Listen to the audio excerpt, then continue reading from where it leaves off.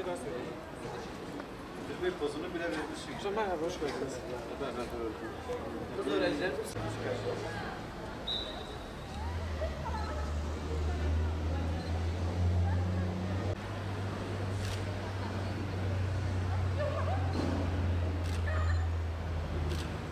Batman İbn Sina Mesleki Teknik Anadolu Lisesi 2017-2018 mezunuyum.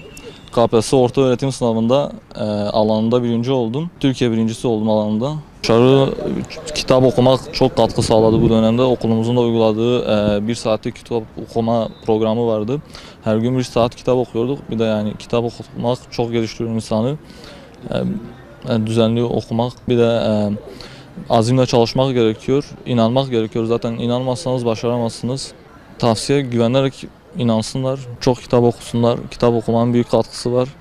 Şu anda bölüm birincisiyim ama şu anda atanmadan biraz çekiniyorum. Yani şu anda ülkenin çektiği bazı sıkıntılar var.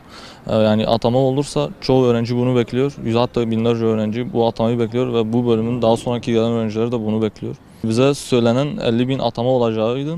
Ama şu anda daha hiç olmadı. Bekliyoruz ileriki dönemlerde. Atama olmasını talep ediyoruz yetkililerden. En büyük talebimiz bu. 2018 mezunuyum. Hemşire yardımcılığı dalında. Türkiye ikincisi oldum.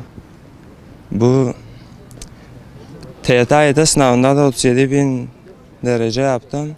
Atanmayı bekliyoruz. Böyle doğru çalıştım. Zamanında çalıştım. Çok çalışmadım. Sağlam çalıştım. Kendimi sıkmadım. Çok çalışmadım ama güzel çalıştım. Sağlam çalıştım. Düzenli çalıştım. Kendilerini çok sıkmasınlar. Böyle çok heyecanlanmasınlar. Böyle bir şey öğrenmek için kendilerine çok çaba sarf etmesinler. İsteyince oluyor. Çalışınca oluyor gerçekten. Buradan sonra işte diş hekimliği istiyorum. İşte onun için TYT sınavına hazırlanıyorum. 2017-2018 mezunuyum. Batman İbn Sina Mesleki ve Teknik Anadolu Lisesi'nin. Bölümüm sağlık bakım teknisyeni ve bu kendi branşımda 960.000 kişi arasından genel sıralamam 2200'dü ama branş sıralamam 9. Yani kendi bölümümde 9. sıradayım. İşte biz liseye başvurmadan önce güzel vaatlerle geldik. İşte ki bölümünüzde işte bu kadar alım olacak. Yaklaşık 55.000 kişi falan. Biz bu vaatlerin işte gerçekleşmesini istiyoruz. Yani bir 9. olmama rağmen hala atandığım konusunda garanti veremiyorum.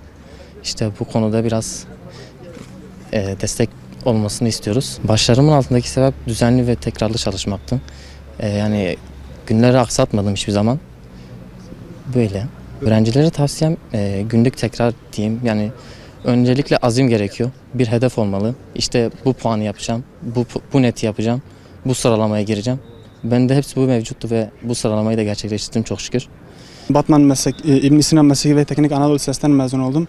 2017-2018 eğitim öğretim yılından mezunum. KPSS sınavına girdik ve kendi alanımızda derece yaptık. Hemşire yardımcılığı dalında Türkiye 32.si oldum.